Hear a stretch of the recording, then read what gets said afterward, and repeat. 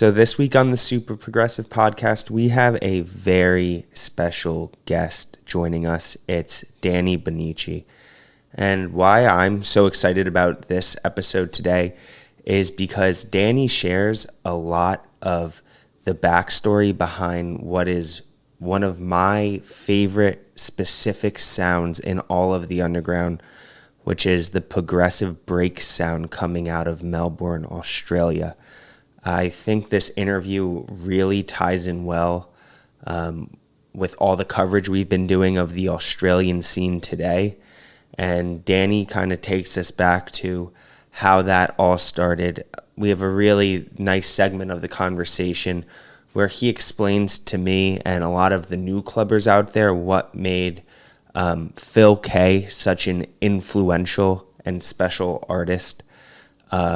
And outside of that, he shares some stories behind his most famous tracks like Ride with Luke Chable. And finally, we also talk about his inclusion in Balance Croatia Festival. And Balance Croatia Festival is serving as the sponsor of today's podcast. I've talked about it on my page so much already. You've seen how deep the lineup is. I think it's really awesome to have a progressive-focused festival out there for all of us progressive fans from all around the world to come to and enjoy. So thank you, Balance, for setting up this interview. I'm so excited for the festival, and I'm so excited to be able to see Danny DJ live. It'll be for the first time for me at Balance Croatia. So thank you, Danny. Thank you, Balance. Thank you, all of you, for supporting the podcast. And I really hope you enjoy today's episode. Here we go. Super Progressive, what is good? We have another episode of the Super Progressive Podcast. We've been covering this Australian progressive scene, bringing in kind of the up-and-coming stars like Mike Risch, Zanky Gulati, Carl Pilbrow as our one of our most recent guests. But now we're bringing it back to the legends, to the pioneers, to one of the godfathers of the progressive breaks sound itself. I am so stoked and honored to welcome Danny Bonnici to the podcast today. Danny, how are you doing? How you doing, mate? How you going? Oh, dude, I am clearly so stoked. Thank you so much for joining. This is our first time meeting. I'm super nervous, but Yeah, so that's all many right. questions for you, not Mm-hmm. only on my behalf, but I feel like on behalf of kind of the progressive underground community. Um, Mm-hmm. and so I'm so stoked to get right into it. First Mm-hmm. things first, Mm-hmm. this Balance Festival lineup comes out, and Yes. every name you could have ever dreamed of, kind of like there's I call it the past, present, and future of progressive. Casey Taylor Mm. corrected me. He goes, "It's not the past. We're still out here making music, making amazing music." I'm like, "You're so right, bro." So it's the present Yeah. and the future of the progressive sound.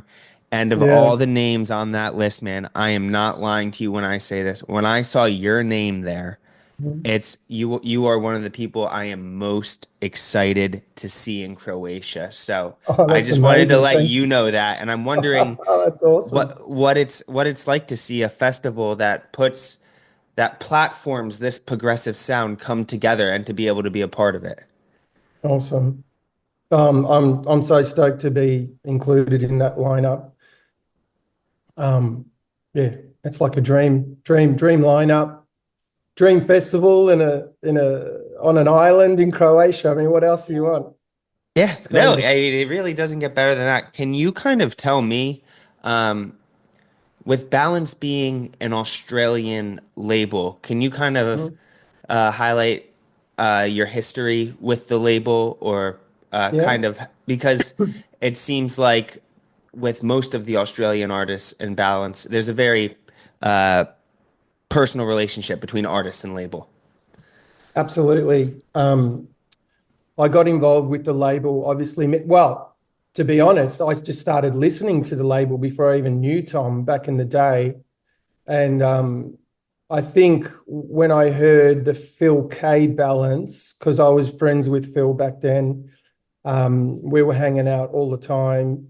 And he's like, hey, I'm doing this thing for Balance. I'm like, oh, cool. And then started to check out some of the other artists' compilations and stuff there, like the James Holden one came out as well. And all around that era, there was just some really amazing talent, doing Balance compilations, and some of them were in Australia. So I knew these people, so it was easy to connect and hang out. And I think back then, because there was no social media and no the internet wasn't really it wasn't a really big thing, not as big as it was now. So everyone used to hang out more, and there was less distractions. So it's not like today. There's so much more you can do.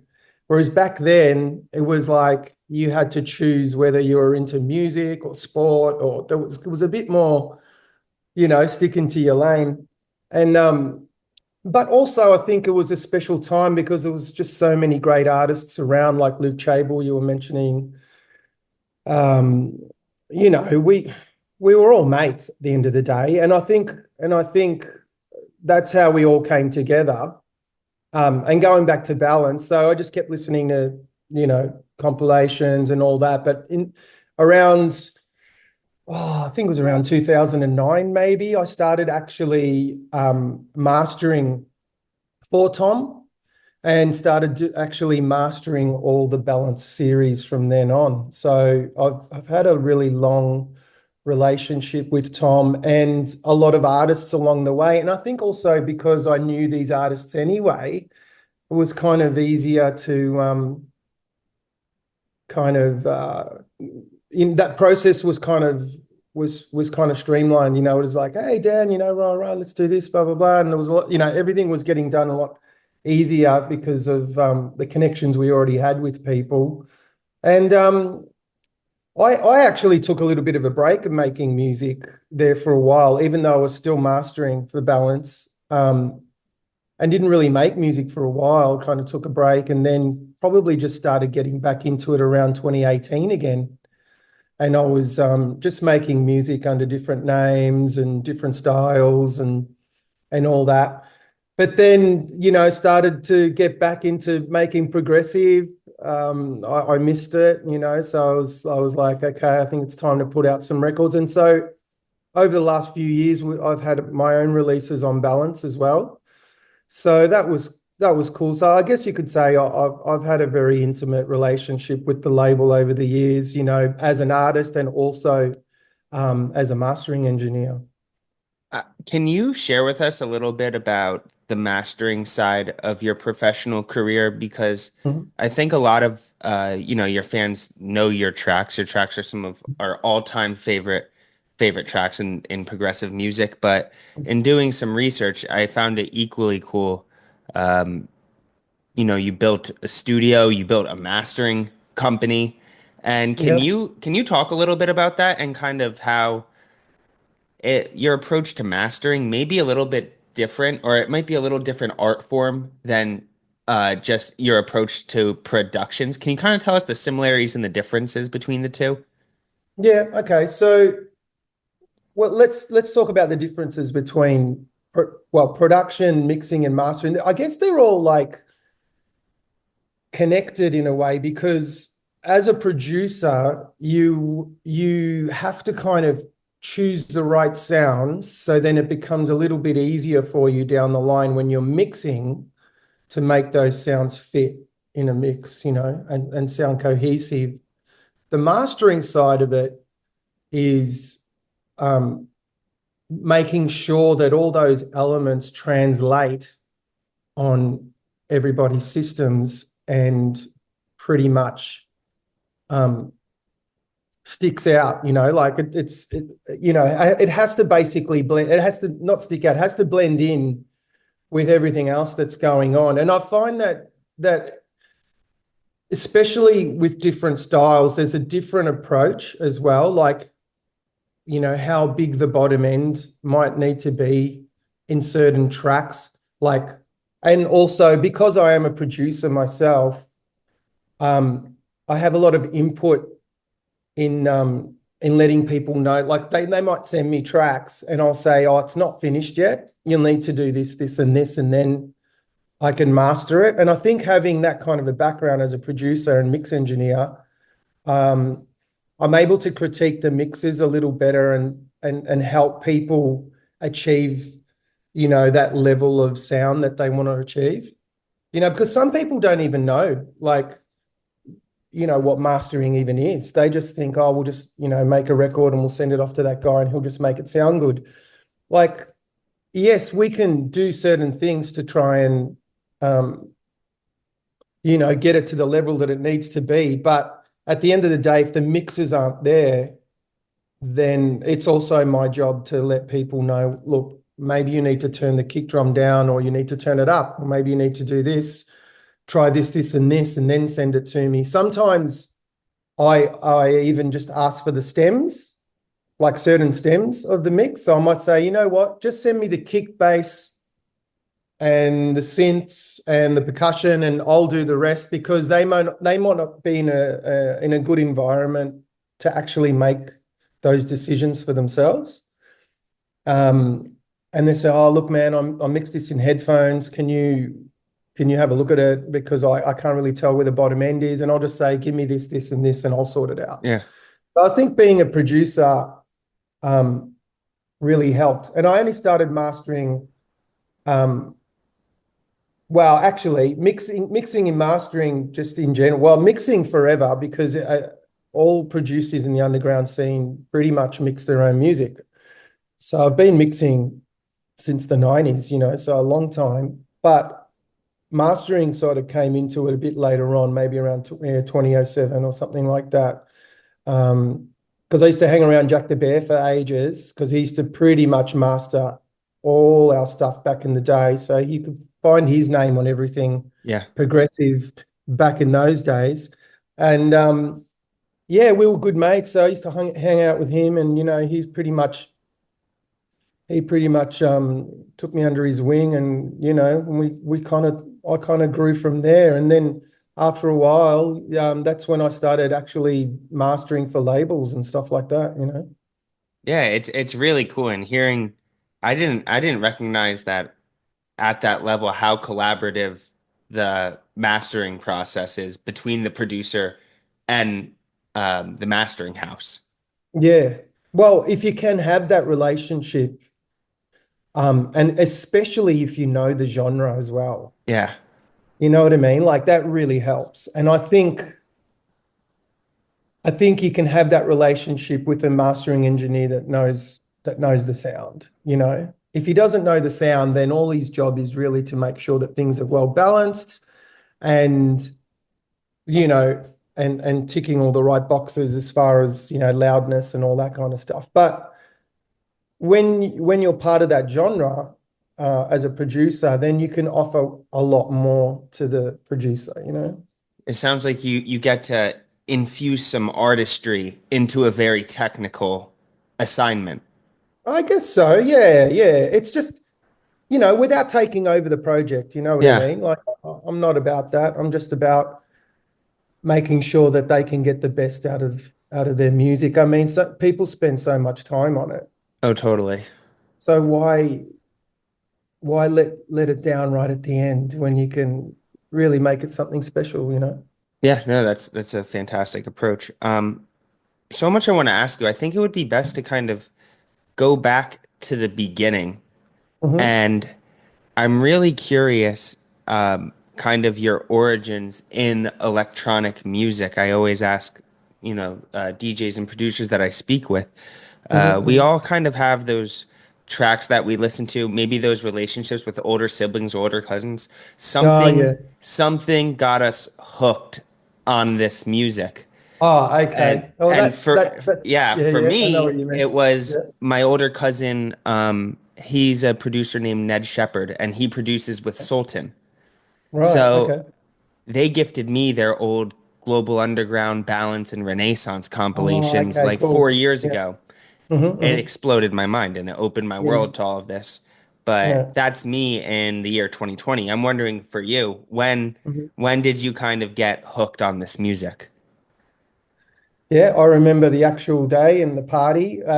We went again. Jack the Bear was the 7 degrees of separation there. Like we brought him some tracks. We were making electronic music. Me, Mike, and Jace were part of a group called New Breed, Right. and we are basically making we were making electronic music. We didn't know exactly what we were making. It was kind of breakbeat infused with drum and bass and hip hop, and it was all sorts of stuff that we're into. And then Jack the Bear said, "Hey, you guys could need to go to this party and see this guy called Phil K. He plays breaks, you know." And I'm like, "Yeah, cool. We'd love to go check it out." So we ended up going to this legendary party called Sunny, and we ended up seeing Phil play. They used to close the sets out at Sunny, so we saw him at about, I don't know, it was about 4 in the morning or something. And Phil came on and just started playing music that absolutely blew our minds. Like we had no idea what was going on. I was in shock. I was just like, I've never heard music like this before. And I think because our approach was always pushing a new sound, it was super exciting to us to hear something fresh for the first time.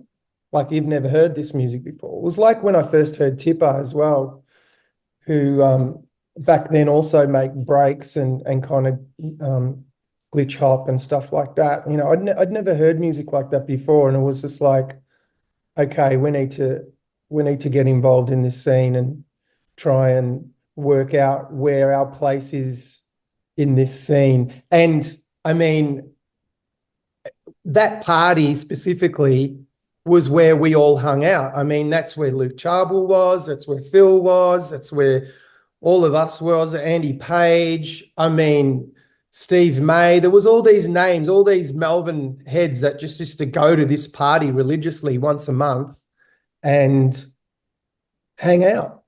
And, you know, Phil would pretty much take us to school. Also, Gab Oliver was another DJ who played the more like hypnotic, progressive.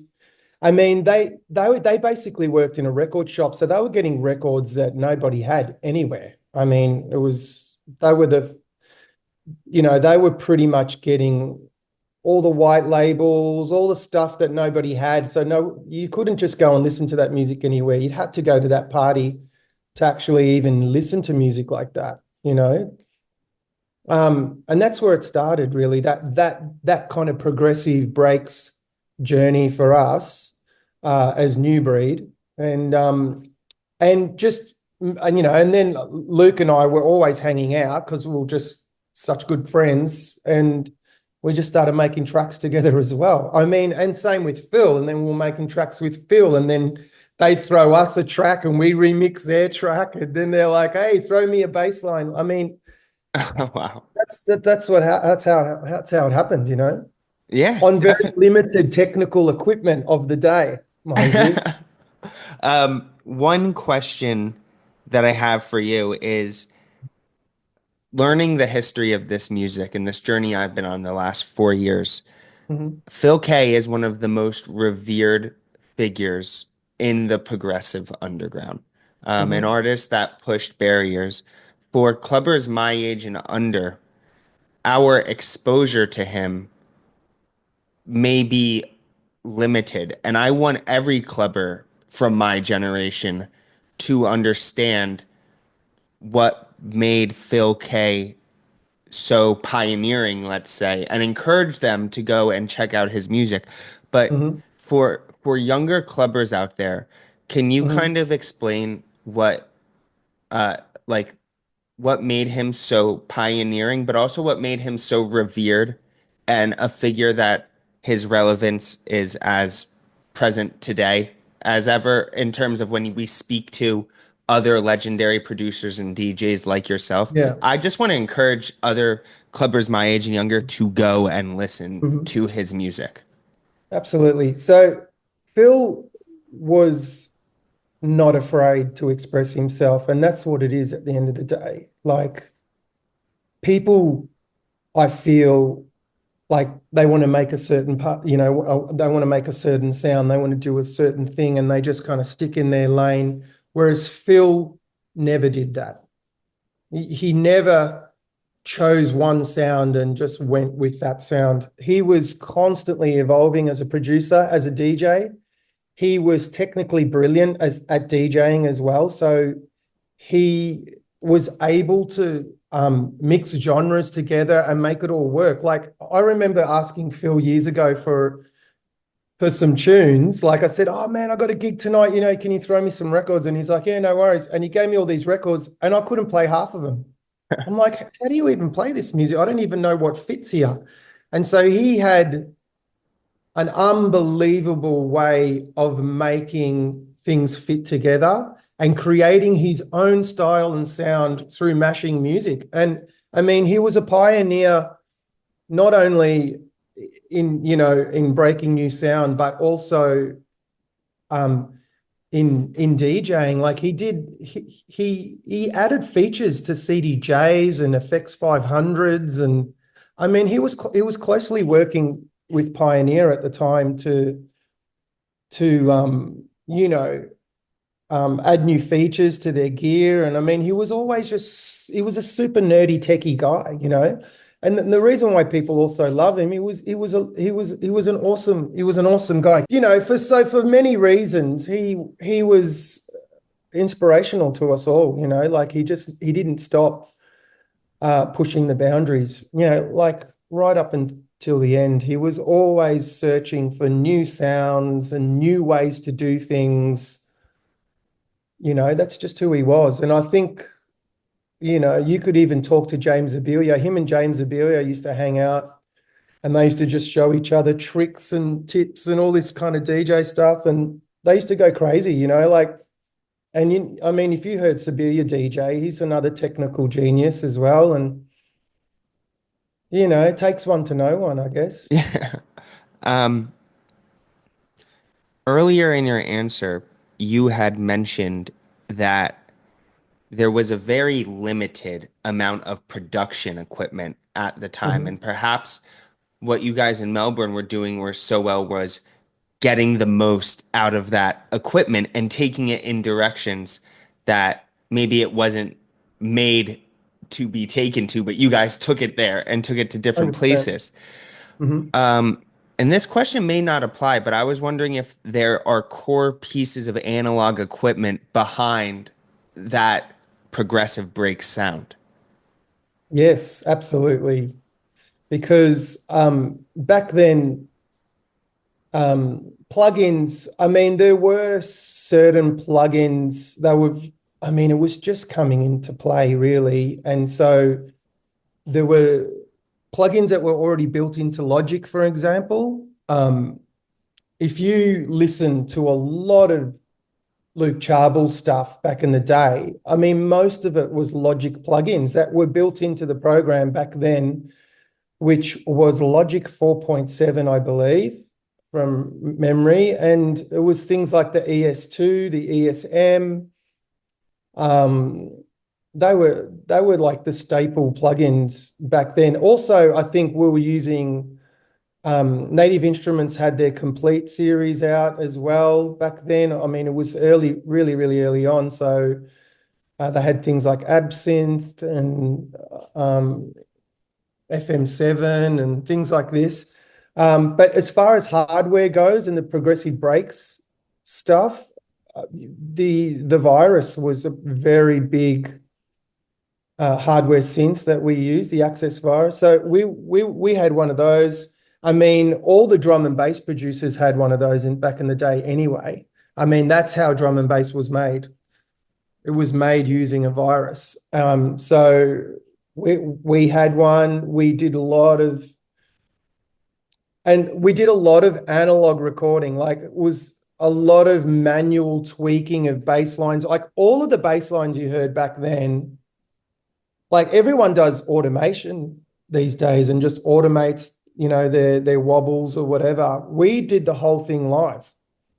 We were in the studio tweaking the knobs, to the beats and recording it, and then just getting sections of the music and going, that's the magic, and putting that magic in the song. That's why if you listen to a lot of the songs back then, it's got a very organic feel to the way a lot of that modulation of the hardware synths were done. It was all done was all done live. And it's funny because we then all moved as time went on and things passed, we all went into actually drawing automation and all that. And I think we lost a bit of that vibe. And then I remember speaking to a friend who was living in Germany at the time, like it was 2011 or something. And he was telling me, oh, all the German producers, man, they just record all their stuff live and they take bits out. And I'm like, that's exactly how we used to do it 10 years ago. And they went back to that organic way of doing things because it just not that it sounded better, but it gave more of a human feel, I guess, you know?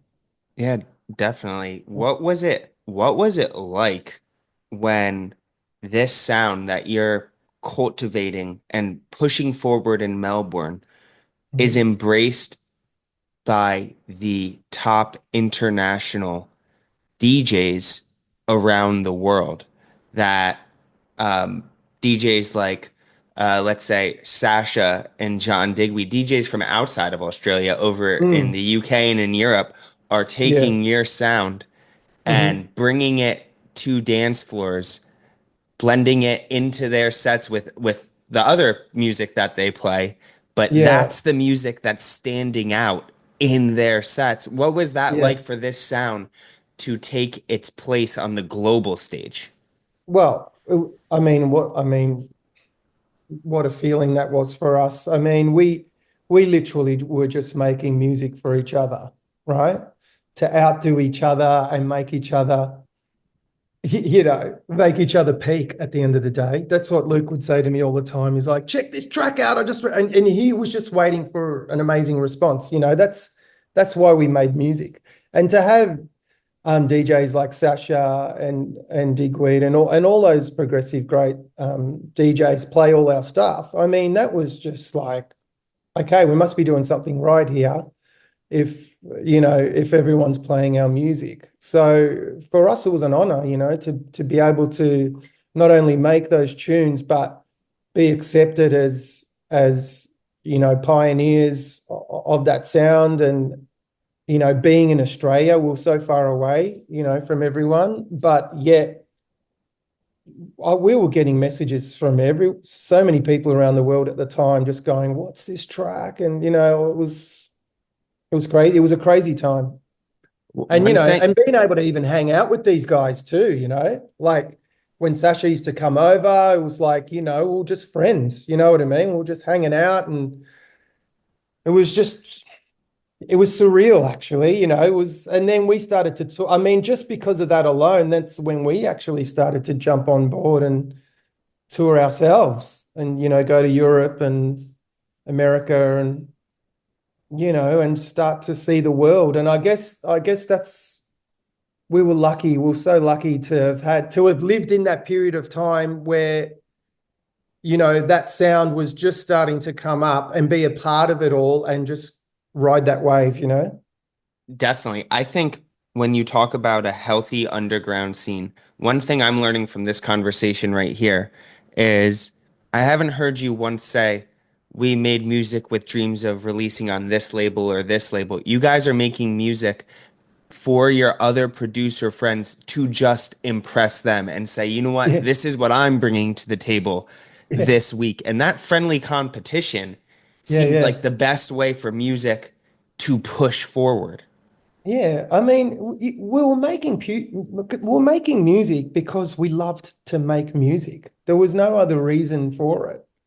And when the reason stays pure like that, then you don't have any expectations. And whatever comes after you've made the track, that's just a bonus.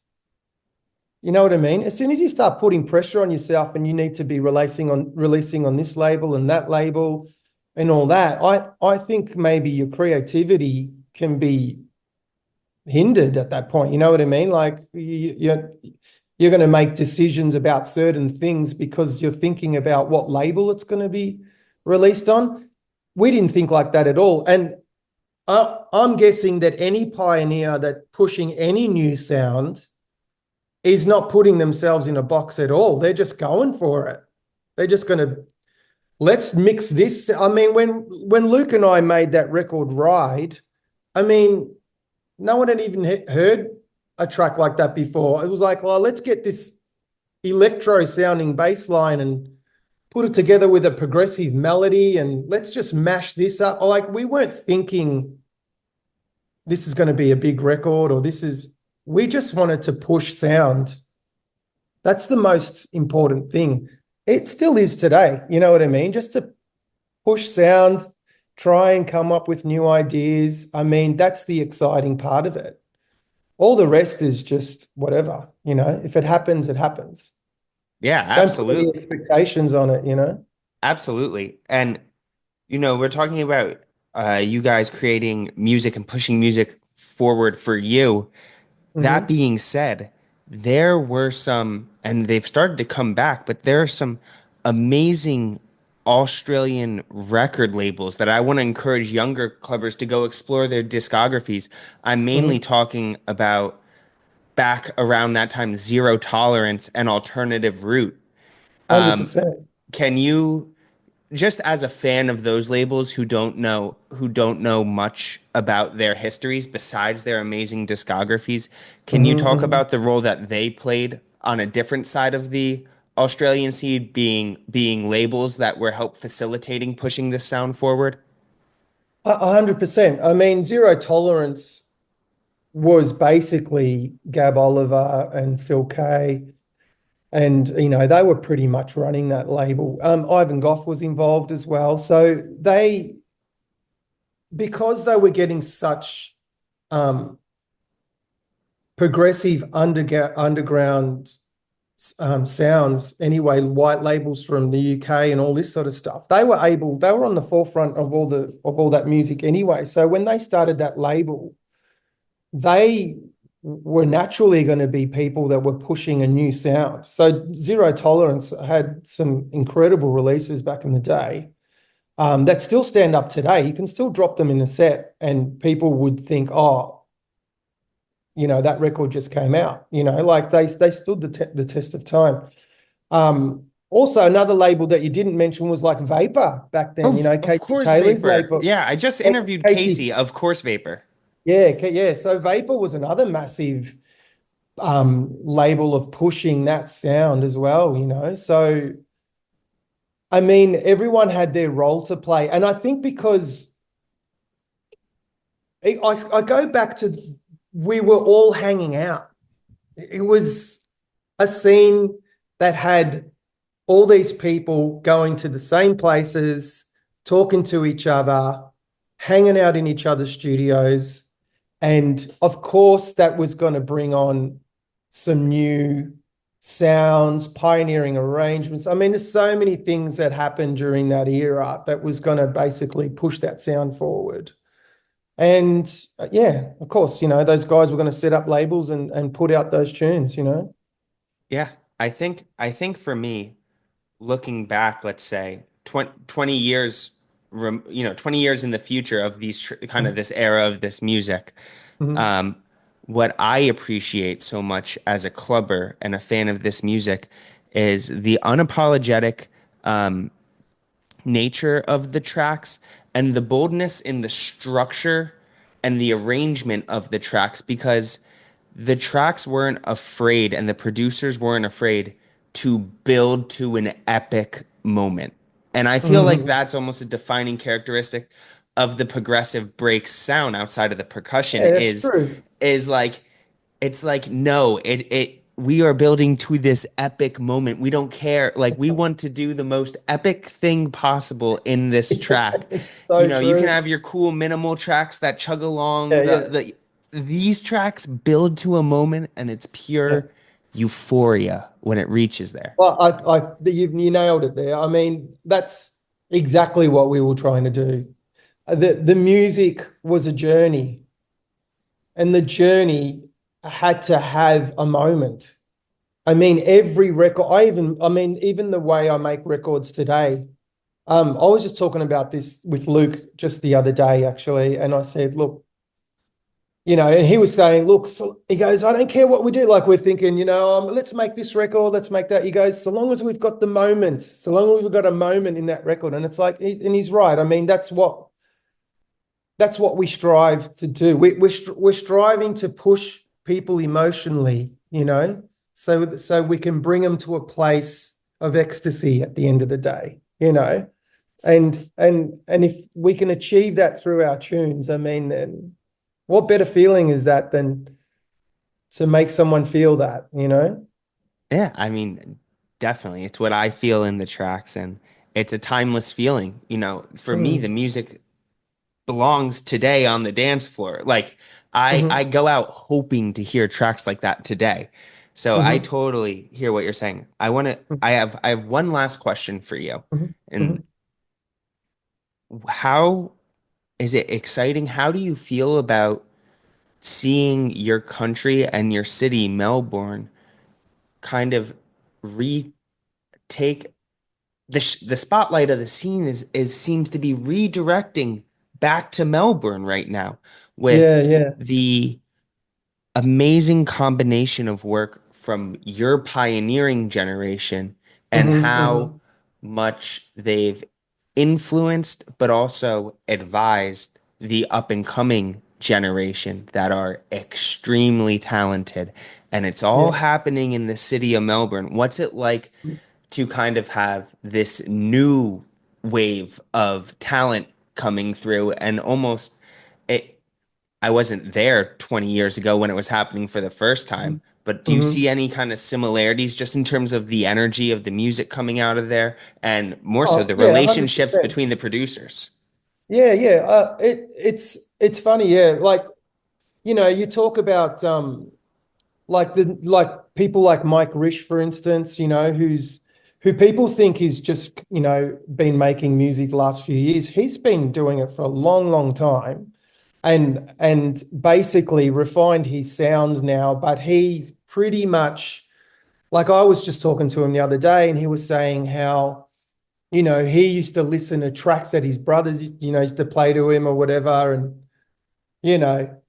And so he grew up with the sound anyways, and I think these younger guys had siblings that were buying our music and playing it to them, the younger generation, and going, check this out, and then they've grown up and they've literally taken the baton and moved on. But in saying that too, you've got great um prolific old school producers like Jamie Stevens that just keeps knocking out Every amazing month. tunes.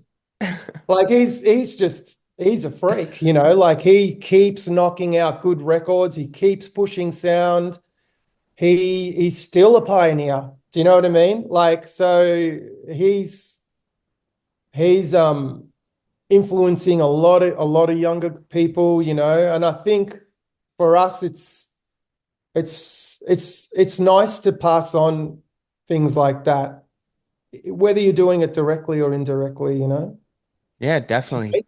an amazing feeling. And producers still talk to each other and they still hang out and they still, want to make records. I mean, you were mentioning Zanke and Carl Pilbro, he's coming up too. And it's it's nice to be able to, pass on anything that we can. I mean, anything that's of use, like, oh, you know what, I do it like this, or check this record out in back of the day. It might influence you to write something new, because they are definitely pushing the sound. Like even, GMJ and Gavin and Maddie, they're all pushing the sound. You know what I mean? They're all keeping it alive and moving it along.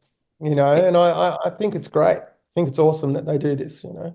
Yeah, definitely, man. Well, this has been truly one of my favorite interviews that I've ever done. I can't thank you That's enough, amazing. and I cannot wait to introduce myself in person in Croatia next year.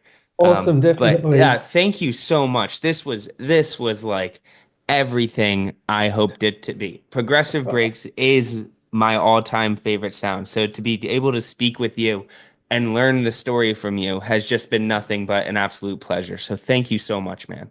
Oh, mate, my pleasure. My pleasure. Can't wait to get over there next year and play some old and new stuff, all mix it in Yeah, that's together. what it's all about. Yeah, But yeah, thank you again, and I will see you soon, man. no worries, mate. You're welcome. See you later. See ya.